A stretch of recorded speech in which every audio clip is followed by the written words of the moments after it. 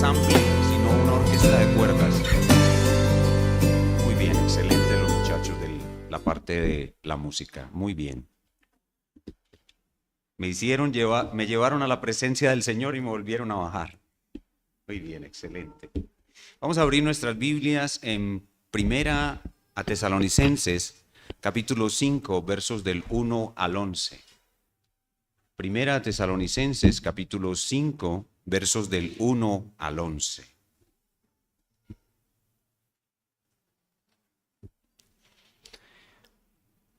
Así dice el Señor. Pero acerca de los tiempos y de las ocasiones, no tenéis necesidad, hermanos, de que yo os escriba, porque vosotros sabéis perfectamente que el día del Señor vendrá así como ladrón en la noche, que cuando digan paz y seguridad, entonces vendrá sobre ellos destrucción repentina, como los dolores a la mujer encinta, y no escaparán. Mas vosotros, hermanos, no estáis en tinieblas, para que aquel día os sorprenda como ladrón, porque todos vosotros sois hijos de luz e hijos del día, no somos de la noche ni de las tinieblas. Por tanto, no durmamos como los demás, sino velemos y seamos sobrios, pues los que duermen, de noche duermen, y los que se embriagan, de noche se embriagan. Pero nosotros que somos del día, seamos sobrios, habiéndonos vestido con la coraza de fe y de amor y con la esperanza de salvación como yelmo. Porque no nos ha puesto Dios para ira, sino para alcanzar salvación por medio de nuestro Señor Jesucristo, quien murió por nosotros, para que ya sea que velemos o que durmamos, vivamos juntamente con Él. Por lo cual, animaos unos a otros y edificaos unos a otros, así como lo hacéis. Y todo el pueblo responde, amén. El contexto de nuestro pasaje es el desaliento que estaban experimentando los miembros de la iglesia de Tesalónica en el primer siglo, una iglesia fundada por Pablo en su segundo viaje misionero. ¿Por qué tenían desaliento? Porque estaban viviendo la persecución y algunos de ellos habían muerto, habían sido asesinados por causa de Cristo, y la iglesia no sabía cuál era el destino final de esos hermanos difuntos, y eso les causaba desaliento. Vean conmigo 4:13. Tampoco queremos, hermanos, que ignoréis acerca de los que duermen. Esos que duermen son los que han muerto, para que no os entristezcáis como los otros que no tienen esperanza. Verso 18, 4:18. Dice, por tanto, alentaos los unos a los otros con estas palabras. Y 5:11. Por lo cual, animaos unos a otros y edificaos unos a otros, así como lo hacéis. ¿Notaron la repetición de ese mandato? Alentaos los unos a los otros, animaos los unos a los otros. El contexto entonces era cierto desánimo que había en la iglesia de Tesalónica porque ellos ignoraban qué había pasado, cuál era el destino final de los hermanos que habían sido martirizados. Recordemos que esta iglesia era una iglesia joven. Ella tenía más o menos unos 8 meses de fundada por el apóstol Pablo. Y recordemos que él había tenido que salir huyendo de Tesalónica por las persecuciones.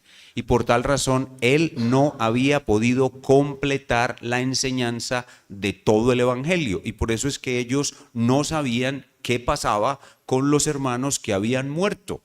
Así que la ignorancia del resto de la enseñanza del evangelio es la que causa el desaliento en los creyentes. Entonces el apóstol escribe esta carta, entre otras razones, para completar esa enseñanza y de esa manera quitar la ignorancia y de esa manera darle ánimo a los creyentes para que enfrenten las persecuciones y para que enfrenten cualquier otra clase de aflicción en esta vida.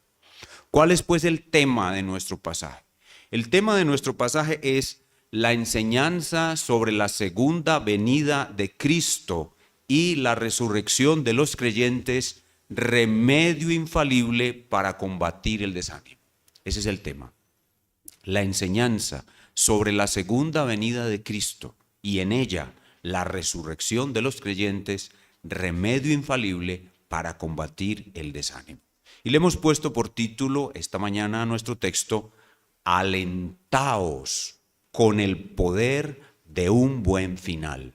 Alentaos con el poder de un buen final. Nada nos sirve más cuando estamos enfrentando una dificultad que saber que en esa dificultad vamos a tener un buen final. Eso nos alienta en gran manera.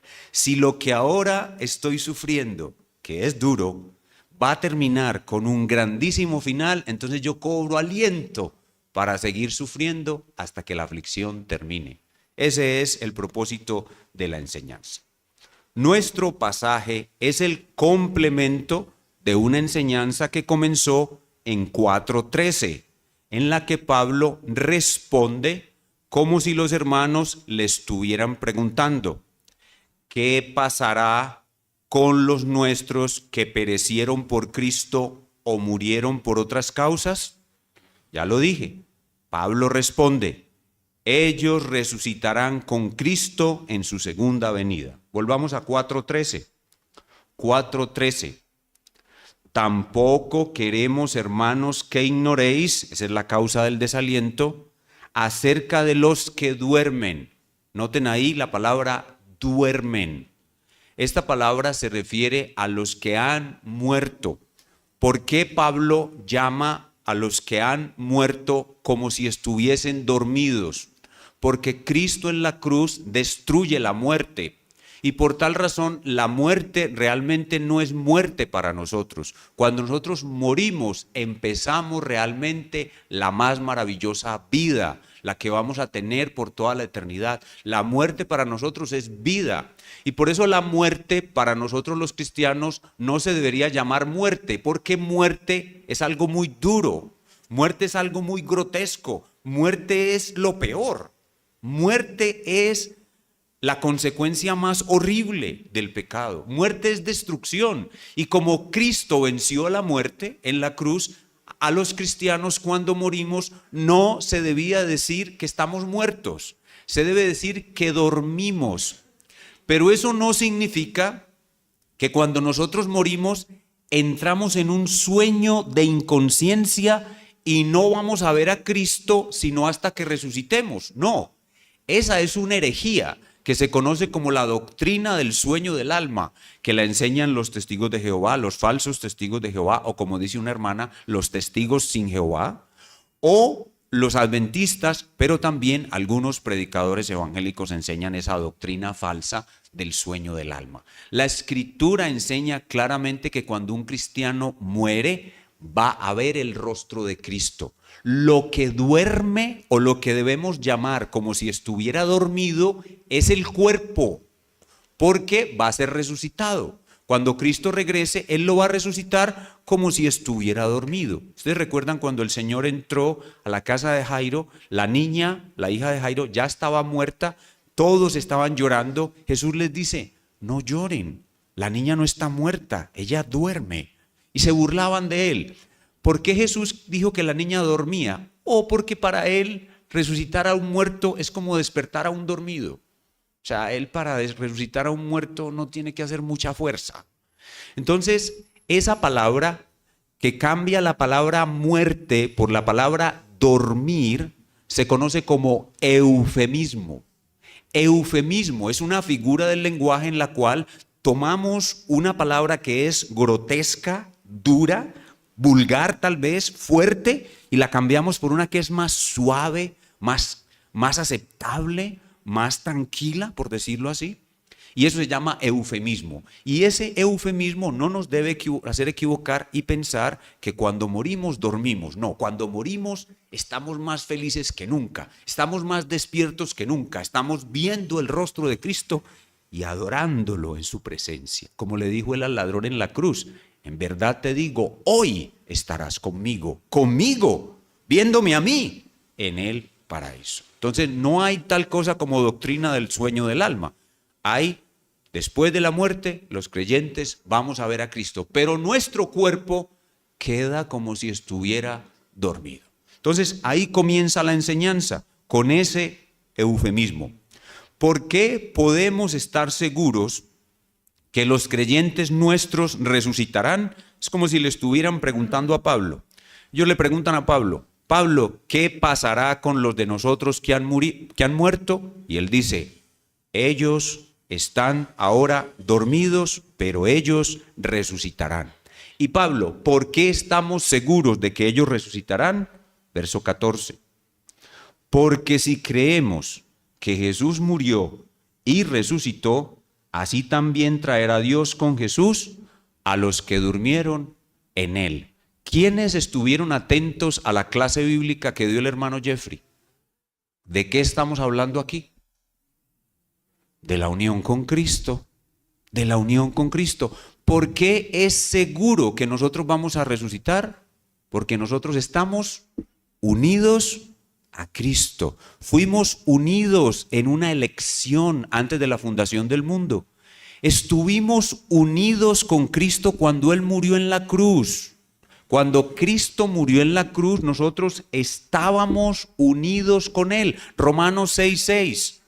Nosotros morimos en la cruz con Cristo. Cuando Cristo resucitó, resucitamos con Él. Cuando Cristo subió y se sentó en lugares celestiales, nos sentamos en lugares celestiales con Él.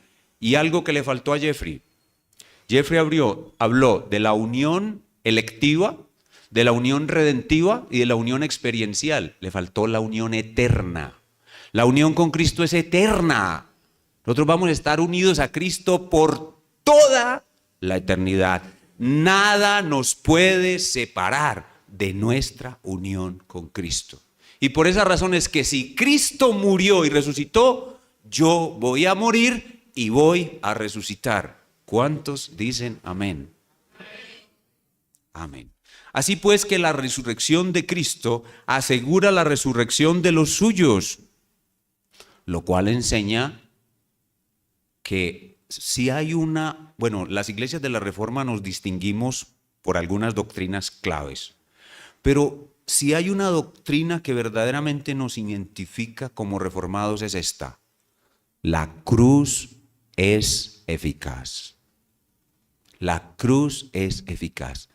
Todos aquellos por quienes Cristo vino a morir resucitarán, porque la cruz es eficaz. El propio Jesús lo dijo: de todos los que me diste, no se perdió ninguno.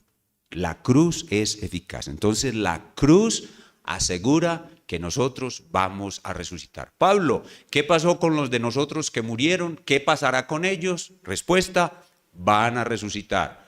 Otra pregunta: Pablo, ¿por qué podemos estar seguros de que van a resucitar? Respuesta: porque están unidos a Cristo. Si Cristo murió y resucitó, ellos van a morir y resucitar igual que Él. Pablo, ¿cuándo ocurrirá la resurrección de los creyentes? Verso 15.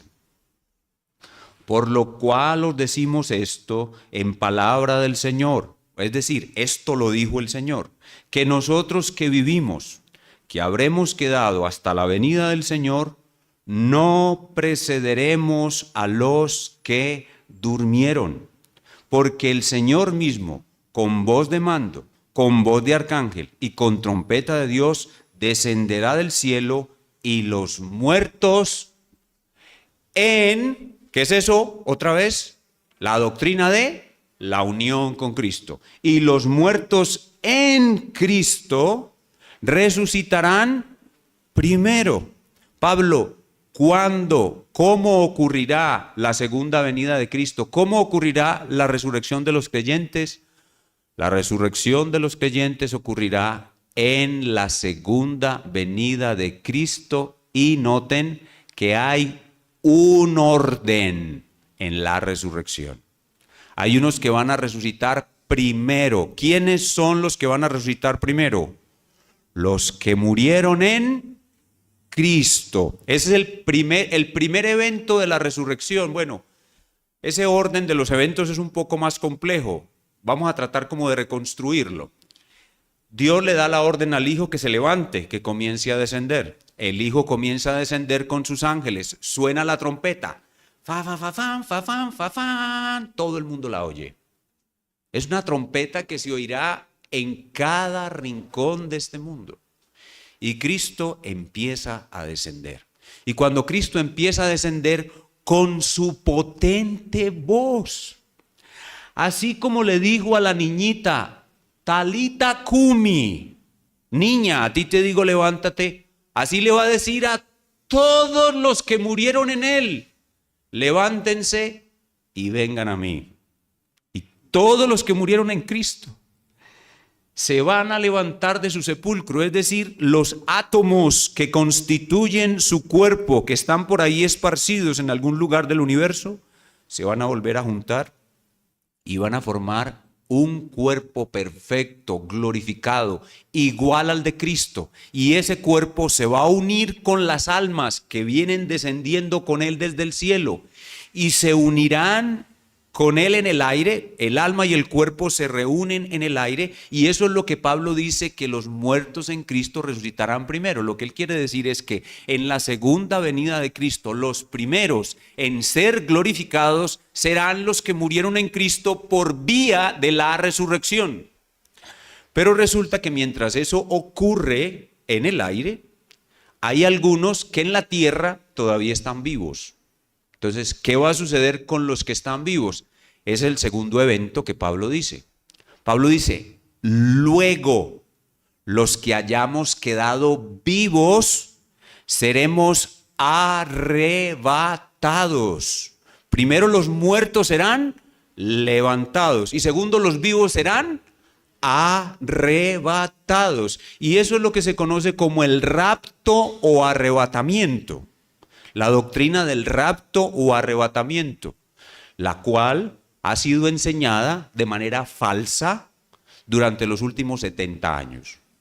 De manera falsa y equivocada se ha enseñado durante los últimos 70 años de la historia de la iglesia, más o menos, puede que más, que el rapto o arrebatamiento ocurre antes de la gran tribulación. Y ahorita les voy a explicar por qué creen eso.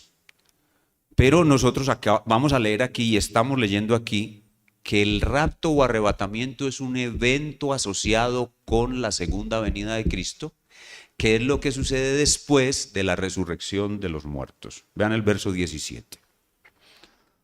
¿Luego de qué? ¿Luego de qué? De que los muertos hayan resucitado y sus almas y sus cuerpos se hayan unido con el Señor. Ese es el primer evento. Luego, nosotros, Pablo se incluye, él tiene la seguridad de estar vivo para cuando el Señor regrese.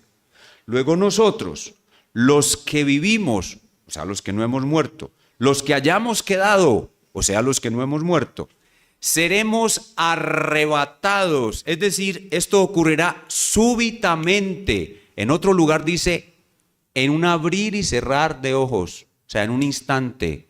Seremos arrebatados juntamente con ellos, nos vamos a unir a los resucitados, juntamente con ellos en las nubes para recibir al Señor en el aire.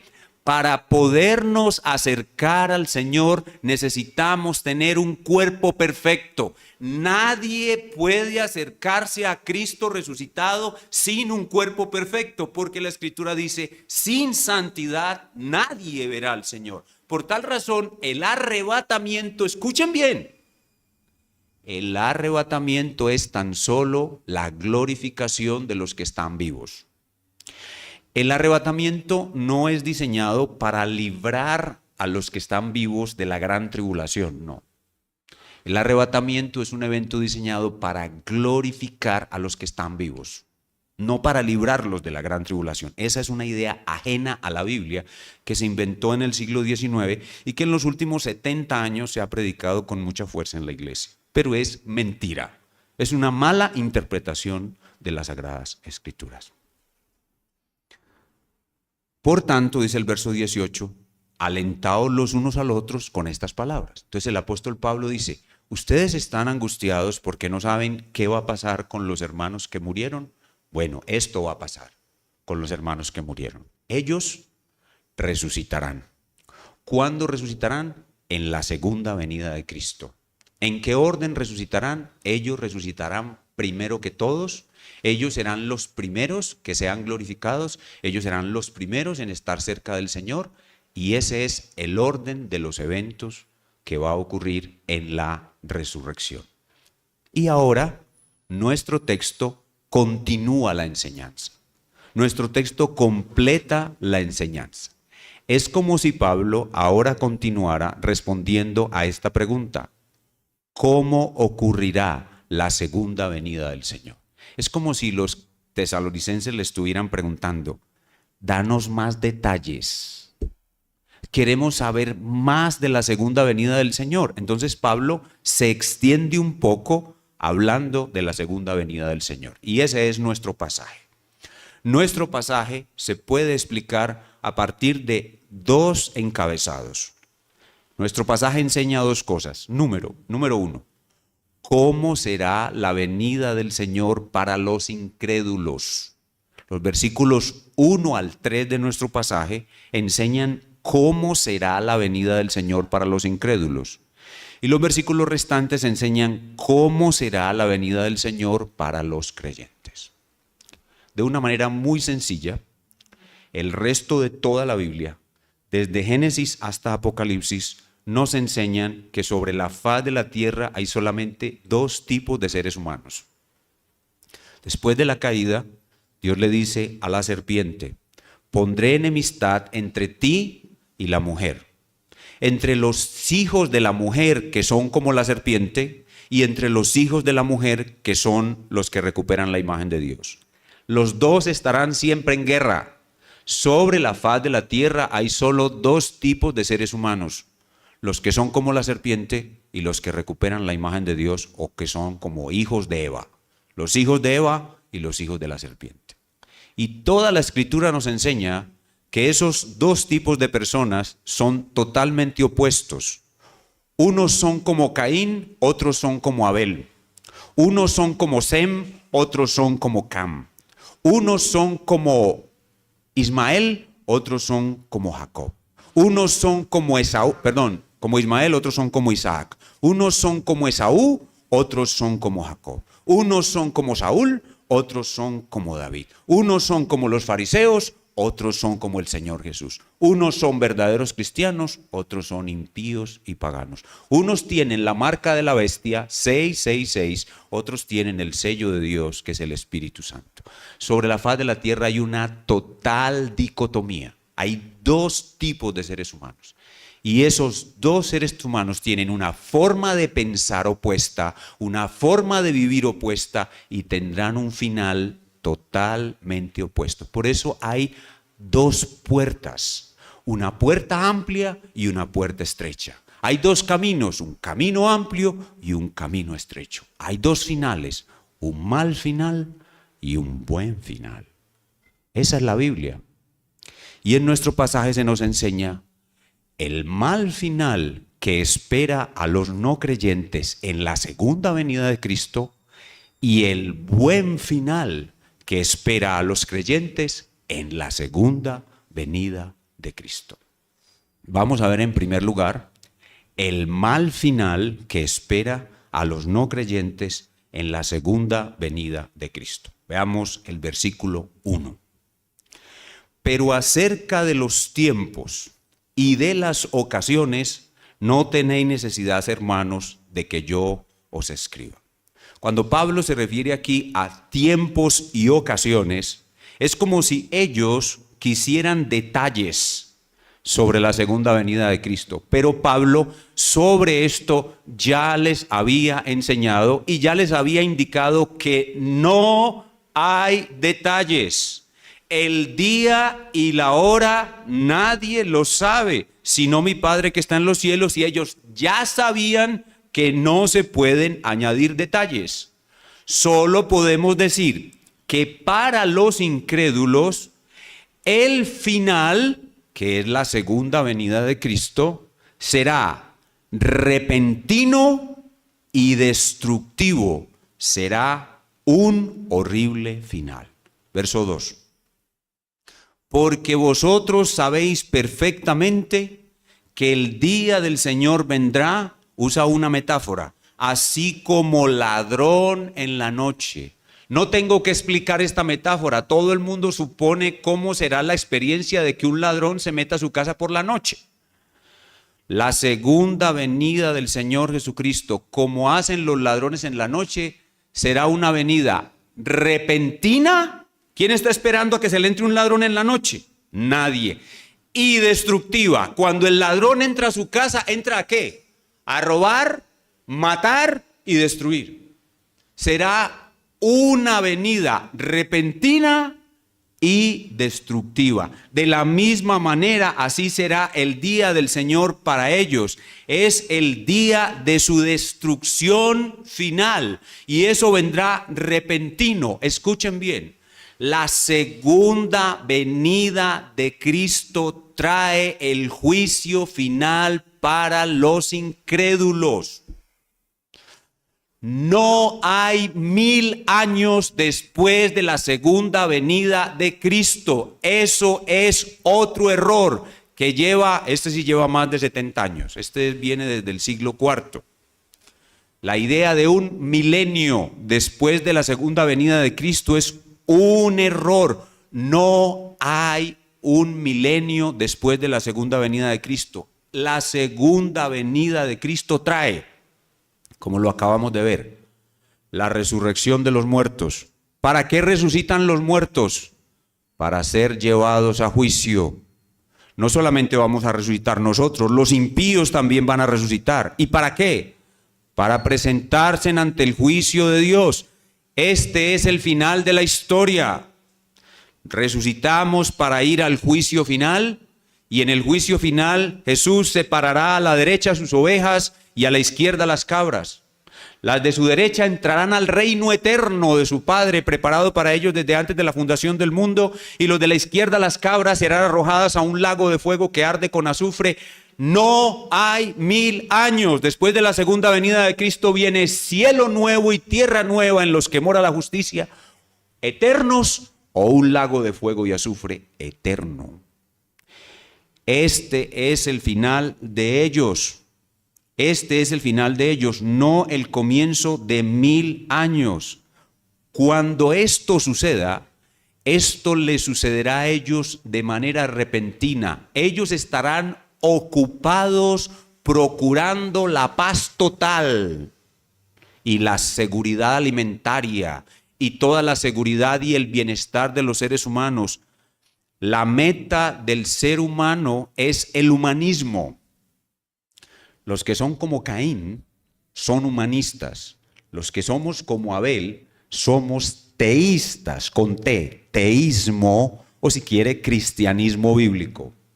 Humanismo versus cristianismo bíblico son las únicas dos opciones.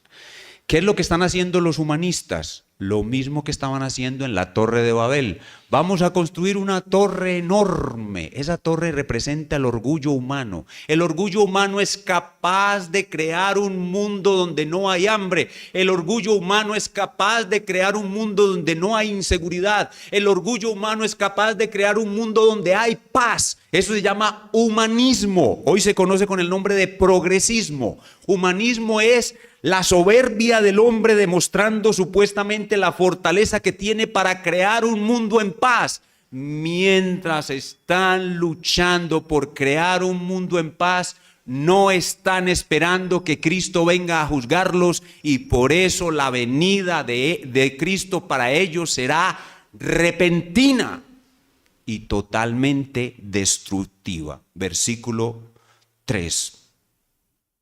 Que cuando digan paz, buscando la paz, como estamos ahora en este momento en Colombia, la paz total, que cuando digan paz y seguridad, entonces vendrá sobre ellos ¿qué? Destrucción repentina, y no escaparán. Noten, es el final de ellos. No escaparán. No es que algunos pasan a 1000 años. No, no hay 1000 años. No escaparán. Es decir, todos irán a juicio. Y para acentuar su enseñanza, Pablo utiliza otra metáfora, la metáfora de una mujer embarazada. Dice, mas vosotros, hermanos, esa expresión, más vosotros, bueno, me falta la última parte del verso 3. Como los dolores a la mujer encinta y no escaparán. Los dolores a la mujer encinta, la mujer embarazada no sabe cuándo va a dar a luz. El médico no sabe cuándo va a dar a luz. Ella misma no sabe cuándo va a dar a luz. Solo Dios sabe cuándo va a dar a luz. Pues así de repentina y de ignorada, o sea, nadie conoce sus detalles, en la segunda venida de Cristo. Entonces Pablo aquí acentúa el carácter repentino con una segunda metáfora e insiste que será la destrucción de ellos de manera repentina. Entonces, los cristianos no debemos desalentarnos cuando vemos que los malvados no son castigados. ¿Por qué? Porque la destrucción de los malvados será repentina. No solamente la destrucción final, sino la destrucción de ellos aquí en la tierra. Dios traerá juicio sobre todas las malas obras de los hombres. Por estos días murió un guerrillero llamado Iván Márquez. ¿Qué siente usted cuando ve en las noticias que murió un hombre tan malo como Iván Márquez, o el otro que llamaban Jesús Santrich, o el otro que llamaban el Paisa, que era más malo que Caín? ¿Qué siente usted? ¿Usted no le da gloria a Dios porque Él hizo justicia? Yo sí. Yo le doy gracias al Señor. Señor, gracias porque hiciste justicia y este hombre malvado está ahora pagando todos sus crímenes. Nosotros no debemos desalentarnos cuando vemos que los malos no son castigados, porque Dios repentinamente traerá justicia sobre ellos y debemos alentarnos con estas palabras. Así que el desaliento comienza a aliviarse cuando nosotros vemos cuál es el fin que espera a los malvados. Pero ahora el desaliento se quita aún más cuando nosotros vemos el fin que espera a los creyentes. Y esa es la segunda parte del texto. La primera parte del texto que ya vimos es el final que espera a los malvados. Y ahora veamos la segunda parte del texto, que es el buen final. El primero es un mal final y ahora el buen final que espera a los creyentes. En el verso 4, Pablo comienza con un contraste. Dice, más vosotros. Noten ustedes la comparación. Más vosotros. Es la misma comparación entre Caín y Abel. La comparación entre Sem y Cam. La comparación entre Ismael e Isaac. Entre Esaú y Jacob. Entre Saúl y David. Entre los fariseos y el Señor Jesús. Entre los que tienen la marca de la bestia, 666, y los que tenemos el sello de Dios, que es el Espíritu Santo. Más vosotros, es una dicotomía que viene desde Génesis 3:15. Más vosotros, hermanos. ¿Quiénes son estos? Hermanos. ¿De qué estaba hablando Jeffrey en su clase? De la comunión de los hermanos. Vosotros hermanos, vosotros los que estáis unidos a Cristo, vosotros los verdaderos cristianos, vosotros hermanos no estáis en tinieblas. La palabra tinieblas significa ignorancia. Vosotros no estáis en ignorancia para que aquel día que para ellos es repentino y destructivo os sorprenda como ladrón. Por el contrario, ustedes están esperando ese día con gran deseo de que suceda. Mientras ellos están comiendo y bebiendo, casándose y dándose en casamiento, disfrutando de la bella vida, riendo, juá, juá, juá, esta vida es bella, esto hay que gozarlo, no existe nada más después de la muerte, comamos y bebamos, porque mañana moriremos. La vida consiste en disfrutar los pequeños detalles. ¿Han escuchado esa filosofía? Mientras ellos están en eso, nosotros estamos aquí orando y suplicando, ven pronto, Señor Jesús. O sea que para lo que para ellos es repentino, para nosotros es esperado. Y para ellos será de destrucción, pero para nosotros será de una alegría incalculable. Vayan conmigo al Salmo 126. El Salmo 126 habla sobre el cautiverio babilónico, sobre la espera del final del cautiverio babilónico, pero las palabras que aquí se aplican al final del cautiverio babilónico se pueden aplicar perfectamente a la segunda venida de Cristo. Salmo 126, 1. Cuando Jehová hiciere volver la cautividad de Sión, eso puede compararse con la segunda venida de Cristo. Cuando Cristo regrese por segunda vez, miren esto, seremos como los que sueñan. Por fin se hizo realidad lo que tanto esperamos, por lo que tanto oramos. Cuánto anhelé ver al Señor descendiendo desde el cielo. Seremos como los que sueñan. Pellizquenme para ver si estoy soñando. Entonces, oigan esto, nuestra boca se llenará de risa y los que reían comenzarán a llorar. Noten la dicotomía, los que son como Caín a llorar y los que somos como Abel a reír, los que son como Sem a reír, los que son como Cam a llorar, los que son como Ismael a llorar, los que son como Isaac a reír, los que son como Esaú a llorar, los que son como Jacob a reír, los que son como Saúl a llorar y los que son como David a reír, los que son como los fariseos a llorar y los que somos como Jesús a reír, los que tienen la marca de la bestia a llorar y los que tenemos el sello de Dios a reír. Entonces nuestra boca se llenará de risa y nuestra lengua de alabanza. Entonces dirán entre las naciones, grandes cosas ha hecho Jehová con estos. Ellos mismos reconocerán que ese es nuestro Dios, del cual les hablamos, pero ya será tarde para ellos. Grandes cosas ha hecho Jehová con nosotros. Nosotros mismos lo diremos. Estaremos alegres. Y ahora miren esta súplica. Haz volver nuestra cautividad, oh Jehová, como los arroyos del Negev. Miren esto, los que sembraron con lágrimas, con regocijo segarán. La vida entera del creyente es una mezcla de lágrimas y risas. Lágrimas por el pecado que cometemos, por el pecado que nos cometen, por los sufrimientos de esta vida, pero también nos gozamos en el Señor.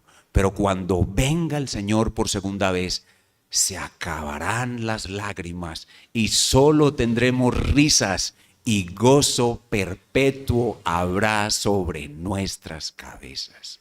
Los que sembramos con lágrimas somos nosotros los que esperamos la segunda venida de Cristo. Los que sembramos con lágrimas, así dice el Señor, con regocijo segarán. Nada puede evitar que ese gozo suceda. Verso 6. Irá andando y llorando, así vivimos esta vida, andando y llorando, el que lleva la preciosa semilla. ¿Qué es esta preciosa semilla? Pues nuestro evangelio glorioso de la resurrección de Cristo. Mas volverá a venir con regocijo trayendo sus gavillas. Aún Dios le dará fruto entre los que no le conocen ni temen a Dios. Así es el final de los que esperamos a Cristo. Pero Pablo completa su enseñanza, verso 5, porque todos vosotros sois hijos de luz e hijos del día. No somos de la noche, es decir, no somos de la ignorancia, ni de las tinieblas, es decir, de la inmoralidad. La noche y las tinieblas son símbolos o de ignorancia o de inmoralidad. Ellos viven, los que son como Caín, viven en inmoralidad. Los que somos como Abel, vivimos en justicia. Nosotros no somos de la noche, no somos de las tinieblas. Verso 6. Por tanto, no durmamos como los demás. Y aquí pueden notar que en el pasaje la palabra dormir tiene dos significados. En la primera parte del pasaje, dormir significaba la muerte de los creyentes. Y aquí, en esta segunda porción, verso 6, no durmamos como los demás, sino velemos y seamos sobrios. La palabra dormir se refiere a nuestra actitud moral. A nuestra actitud moral. Las mujeres que no valoran su virginidad, sino que se entregan fácilmente a cualquier hombre, son mujeres que no están velando, están durmiendo. Los hombres que miran pornografía, que se emborrachan, que hacen toda clase de inmoralidad, comamos, bebamos, esos están durmiendo. Los que viven en inmoralidad tienen una somnolencia moral. En cambio, los que vivimos en Cristo tenemos una vigilia o sobriedad moral. Los borrachos son los inmorales. Los que vivimos en santidad somos los que estamos sobrios. La borrachera es inmoralidad. La sobriedad es moralidad o una vida ética. Verso 7. Pues los que duermen, es decir, los que andan en inmoralidad, de noche duermen, es decir, su vida entera es una vida de inmoralidad. Y los que se embriagan, este es uno de los pecados de esa inmoralidad, de noche se embriagan, es decir, sus vidas consisten en esa clase de cosas. Ahora viene el contraste otra vez. Pero nosotros, que somos del día, es decir, nosotros no vivimos en inmoralidad, seamos sobrios. Lo sobrio es estar contrario a lo borracho. El borracho es contrario al sobrio. Estar sobrio o alerta o despierto o consciente o vigilando o ejerciendo discernimiento es lo contrario a estar borracho. ¿Por qué es pecado la borrachera? Porque cuando usted se emborracha pierde el discernimiento del bien y del mal. Y usted hace cosas malas que sobrio no haría. Entonces aquí Pablo está haciendo el contraste entre los borrachos y los sobrios, entre los que andan en tinieblas y los que andan en luz, los que andan de día y los que andan de noche. Es un doble contraste entre opuestos. Continúa el apóstol, verso 8, segunda parte. Habiéndonos vestido, y aquí va a introducir una triada, una tripleta que es muy conocida por nosotros: la fe, la esperanza y el amor. Habiéndonos vestido con la coraza de fe y de amor y con la esperanza de salvación como yelmo. Noten el cambio leve en el orden: fe, amor y esperanza. En 1 Corintios es fe, esperanza y amor, pero es una tripleta favorita del apóstol. También la menciona en otros lugares de sus cartas. Fe, esperanza y amor. Los que somos de luz, los que no somos de tinieblas, los que somos de día, los que no somos de noche, los que somos sobrios, no nos embriagamos, vivimos en esta tripleta, vivimos en la coraza de la fe. La fe es como un escudo que nos protege del mal. Vivimos en la coraza de amor. Nuestra meta es solamente hacer el bien a los demás, no hacemos el mal a nadie. Esa es la coraza del amor. Y la esperanza de salvación como yelmo. El yelmo es un casco que nos colocamos en la cabeza. Los verdaderos creyentes tenemos en la cabeza puesta la seguridad de nuestra salvación. Ese casco no permite que los dardos de fuego del diablo entren a nuestra cabeza y nos digan: tú te vas a ir para el infierno. No, el casco nos protege y nos da seguridad de salvación. La esperanza de nuestra salvación es una esperanza inmarcesible, que no se marchita, indefectible, que no puede fallar. Nuestra esperanza es absolutamente segura. ¿Por qué es eso? Por el verso siguiente. Porque no nos ha puesto Dios para ira. ¿A quiénes? Pues a los hermanos. ¿Cuáles hermanos? Los que están unidos a Cristo. ¿Y qué hacen esos que están unidos a Cristo? Esperan la segunda venida. ¿Y cómo viven ellos? No como Caín, sino como Abel. No como no como Cam, sino como Sem. No como Ismael, sino como Isaac. No como Esaú, sino como Jacob. No como Saúl, sino como David. No como los fariseos, sino como Jesús. ¿Cómo viven ellos? Ellos viven en la luz. no en las tinieblas. De día, no de noche. No se embriagan, sino que están sobrios. ¿Pueden ver? No nos ha puesto Dios para ira, sino ¿para qué? Para alcanzar salvación. ¿Y qué asegura nuestra salvación? Nuestras buenas obras aseguran nuestra salvación. Nuestro buen desempeño asegura nuestra salvación. Nosotros podemos estar seguros de la salvación porque ya no pecamos. No, nosotros estamos seguros de nuestra salvación por medio, mira el texto conmigo, por medio de nuestro Señor Jesucristo. ¿Quién asegura mi salvación? La obra que Jesucristo hizo. ¿Yo por qué voy a ser salvo? Porque Dios me unió a Cristo antes de la fundación del mundo. Cristo subió a la cruz unido a mí, o mejor, yo unido a Él. Cuando Él murió en la cruz, recibió el castigo que yo merezco. Cuando Él resucitó, me resucitó a mí. Cuando Él subió al cielo, me subió al cielo con Él. Cuando Él resucitó, yo voy a resucitar con Él. Solo porque estuve unido a Cristo en su persona y en su obra, yo seré salvo. Lo que me asegura ser librado de la ira de Dios es la obra de la cruz, no mi buen desempeño. Ahora, el verso 9 dice, porque no nos ha puesto Dios para ira, sino para alcanzar salvación por medio de nuestro Señor Jesucristo. Este versículo está hablando de una palabra clave que estudiamos en teología que se llama propiciación. La propiciación es el aplacamiento de la ira de Dios por medio de un sustituto que muere en lugar del pecador. Es lo que se estaba haciendo todo el tiempo en el Antiguo Testamento. Los judíos que pecaban traían un animal, le ponían las manos al animal, confesaban sus pecados sobre la cabeza del animal, enseguida lo degollaban, le pasaban la sangre al sacerdote y el sacerdote la vertía sobre los cuernos del altar y la persona se podía considerar perdonada. ¿Por qué? Porque hubo un sustituto que pagó por el pecador.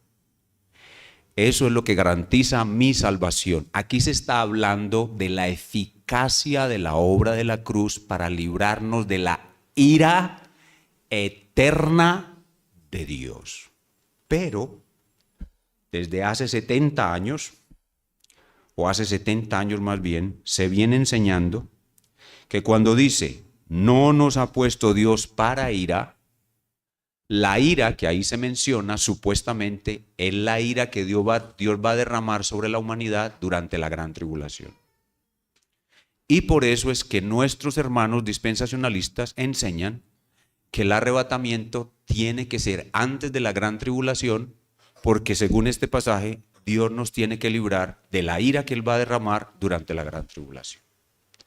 Eso no está enseñando este pasaje. Este pasaje enseña que Dios nos ha librado de la ira eterna por medio de la obra de la cruz. Así que no hay cosa tal como un arrebatamiento pretribulacional. No, no hay cosa tal. Ya ustedes vieron en este pasaje con cuánta claridad la Biblia enseña esto. Entonces, vemos aquí que nosotros vamos a tener un maravilloso final. Verso 10. Hablando de Cristo dice, quien murió por nosotros. Cristo no murió por todos los seres humanos, murió por nosotros. Murió por los elegidos que el Padre le dio antes de la fundación del mundo, por sus ovejas. Dice, mis ovejas oyen mi voz. Y a los fariseos les dice, ustedes no me siguen porque no son de mis ovejas. Cristo murió por los que el Padre le dio, por sus ovejas, por su esposa. ¿Cuántas esposas tiene Cristo? Una sola. ¿Cuál? La que el Padre le dio. Cristo murió por sus elegidos, por sus ovejas, por su esposa. Cristo murió por aquellos por los cuales Él oró. Antes de morir, en Juan 17. Oración sumo sacerdotal de Cristo, dice el Señor. Padre, yo no ruego por el mundo, ruego por estos que me diste. Tuyos eran y me los diste. La muerte de Cristo es por nosotros, no por todos, sino por nosotros. Dice, ¿quién murió por nosotros? para que, ya sea que velemos, y noten aquí la palabra velemos, vuelve a significar muerte. ¿Sí vieron el doble significado de velar en el pasaje? ¿El doble significado de dormir en el pasaje? Perdón, velemos significa vida. Quien murió por nosotros para que ya sea que velemos, es decir, vida, doble significado, o que durmamos, es decir, muerte, doble significado, vivamos juntamente con Él. Juntamente con Él es unidos a Él. Hermanos, nosotros estamos unidos a Cristo en la eternidad, antes de la fundación del mundo, en la cruz, aquí y ahora, y lo estaremos eternamente. Viviremos juntamente con Él. Y ahora viene la aplicación. ¿Cuál era el problema inicial que Pablo pretendía combatir? El desánimo. ¿Por qué estaban desanimados? Porque no sabían lo que iba a pasar. Ahora que lo saben, verso 11, por lo cual animaos unos a otros. Ya no estén más tristes, preguntándose en qué va a pasar con los hermanos que murieron. Alégrense, gócense, porque lo mejor está por venir. Y edificaos, es decir, Pablo lo que quiere decir es enséñense unos a otros lo que yo les acabo de enseñar. A los que no lo han escuchado, enséñenselo unos a otros, así como lo hacéis. Es decir, ellos venían haciendo eso ya. ¿Cuál es la aplicación de este pasaje para nosotros? La misma. Cuando nosotros estemos en cualquier angustia, en cualquier tribulación, no solamente estemos angustiados por un hermano que murió, porque ya sabemos cuál es su destino final, sino ante cualquier otra de las dificultades de esta vida, nosotros debemos estar seguros que en todas nuestras dificultades tendremos un buen final. Y quiero invitarlos a que memoricen el Salmo, capítulo 34, versículo 19. Vayan allá conmigo, por favor. Para terminar, leeremos ese salmo. Salmo 34, 19. Los cristianos, debido a la muerte de Cristo, tenemos asegurado en todo, no solamente en la segunda venida de Cristo, sino en todas las circunstancias difíciles de esta vida, tenemos asegurado un buen final, y eso debe alentarnos para soportar las dificultades de esta vida. Salmo 34, 19, todos juntos a la voz de 3. 1, 2 y 3. Muchas son las aflicciones del justo, pero de todas ellas lo librará. ¿Cuántas son las aflicciones del justo? ¿De cuántas lo librará Jehová? Ahora, una breve palabra para las personas que están aquí sin Cristo. Mi amigo querido que nos visitas, si tú estás aquí sin Cristo, ya sabes el final que te espera. Tú también resucitarás, pero no resucitarás para vida, sino que resucitarás para condenación. Y si en esta vida no vienes a Cristo arrepentido de tus pecados y crees que vas a ser salvo solo por su obra en la cruz, recibirás el infierno del fuego del cual nunca escaparás. En este instante, los jóvenes también, arrepiéntete y cree en Cristo para salvación de tu alma. Si lo haces, te espera un gran final. Si no lo haces, te espera un horrible final. Inclinemos nuestro rostro y oremos al Señor. Señor, cuán clara y cuán poderosa es tu palabra. Tú hoy nos has hablado clara y poderosamente. Muchas aflicciones hemos tenido y tendremos, pero de todas ellas nos librará Jehová. Un final es seguro que tendremos. Vamos a morir y vamos a resucitar. O vamos a estar vivos cuando Cristo regrese y Él nos va a glorificar. Hoy has fortalecido nuestra fe con esta enseñanza y te rogamos que podamos continuar en esta carrera alentándonos los unos a los otros con estas palabras. Te lo pedimos En el nombre de Cristo. Amén.